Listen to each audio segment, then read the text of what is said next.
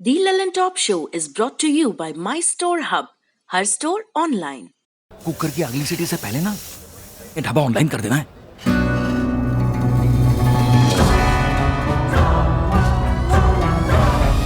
हम हो गए ऑनलाइन।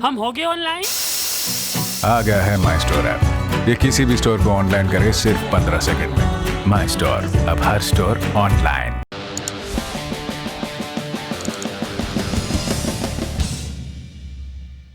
पहली सुर्खी कोरोना से जुड़ी। देश में अब कोरोना वैक्सीन को लेकर अंतिम तैयारी शुरू हो चुकी है।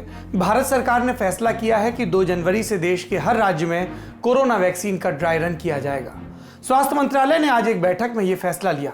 अब तक देश के 4 राज्यों पंजाब, असम, गुजरात और आंध्र प्रदेश में ड्राई रन किया गया था। चारों राज्यों में इस प्रक्रिया को लेकर अच्छे रिजल्ट सामने आए, जिसके बाद अब सरकार ने पूरे देश में इसका फैसला किया। स्वास्थ्य मंत्रालय के निर्देशों के अनुसार राज्य सरकार अपने 2 शहरों को चिन्हित करेगी।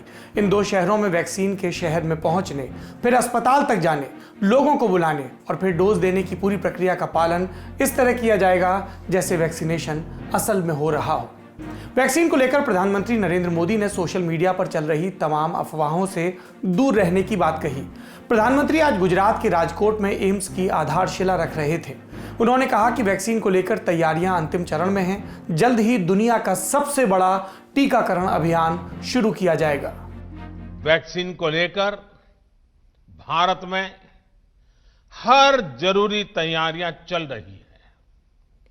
भारत में बनी वैक्सीन तेजी से हर जरूरी वर्ग तक पहुंचे, इसके लिए कोशिशें अंतिम चरणों में हैं।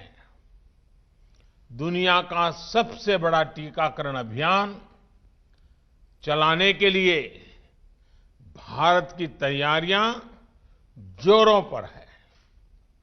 मुझे विश्वास है कि जिस तरह बीते साल संक्रमण से रोकने के लिए हमने एकजुट होकर प्रयास किए, उसी तरह टीकाकरण को सफल बनाने के लिए भी पूरा भारत एकजुटता से आगे बढ़ेगा। अगली सुर्खी कश्मीर से। 30 दिसंबर को सुरक्षा बलों ने दावा किया कि श्रीनगर के बाहरी इलाके में मुठभेड़ हुई, जिसमें 3 आतंकवादी मारे गए। सुरक्षा बलों ने दावा किया कि ये लोग श्रीनगर बारामूला हाईवे पर बड़ा हमला करने की तैयारी में थे। हालांकि जैसे ही मारे गए तीनों युवाओं की फोटो सोशल मीडिया पर वायरल हुई, परिवार के लोग सामने आए और उन्होंने तीनों को निर्दोष बताया और कहा कि उनके आतंकवादियों के साथ कोई संबंध नहीं थे। इसके साथ ही एक बार फिर से सुरक्षा बलों पर फेक एनकाउंटर के आरोप भी लगने लगे। मीडिया रप्टों के मुताबिक जम्मू कश्मीर पुलिस का दावा है कि पुलवामा के एजाज अहमद गनी, अतहर मुश्ताक और शोपियां के जुबैर अहमद के आतंकवादियों के साथ संबंध थे। हालांकि पुलिस ने यह भी स्वीकार किया कि इन तीनों के नाम आतंकवादियों की लिस्ट में नहीं थे।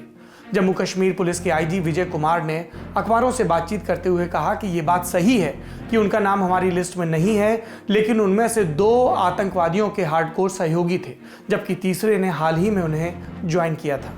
विजय कुमार ने कहा कि मामले की जांच शुरू हो गई है, जल्द ही इसे पूरा कर लिया जाएगा।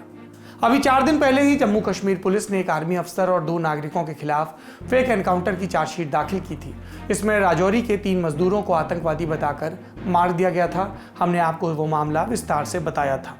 तीसरी सुर्खी, 3 कृषि कानूनों के खिलाफ किसानों का आंदोलन 35वें दिन भी जारी है। 30 दिसंबर को किसानों और सरकार के बीच बातचीत हुई, जिसमें किसानों की 5 में से 2 मांगों को सरकार ने मान लिया था। 3 तो मेन बिल्स को लेकर थी, उसके अलावा जो पराली को लेकर और बिजली को लेकर थी। इन कानूनों पर किसानों की मांग से सरकार सहमत हुई, ये स्पष्ट संकेत दिया गया। हालांकि किसान यूनियन अभी भी एमएसपी और तीनों कृषि कानूनों को रद्द करने की मांग पर डटे हैं। दोनों पक्षों के बीच अगली बैठक 4 जनवरी को होनी है। इससे पहले 1 जनवरी को 80 किसान संगठनों की मीटिंग होगी, जिसमें किसान संगठन 4 जनवरी को होने वाली बैठक का एजेंडा तय करेंगे। इस बीच राजस्थान के किसानों ने शाहजहांपुर बॉर्डर से हरियाणा में घुसने की कोशिश की। करीब 1 दर्जन ट्रैक्टरों ने हरियाणा पुलिस की बैरिकेडिंग तोड़ते हुए प्रवेश किया, दिल्ली की तरफ रवाना हुए। किसानों को रोकने के लिए पुलिस ने आंसू गैस के गोले भी दागे। आज केरल के मुख्यमंत्री पिनराई विजयन ने भी केंद्र सरकार द्वारा पारित किसान कानूनों के खिलाफ विधानसभा में एक प्रस्ताव रखा, जिसे सर्वसम्मति से पास कर दिया गया।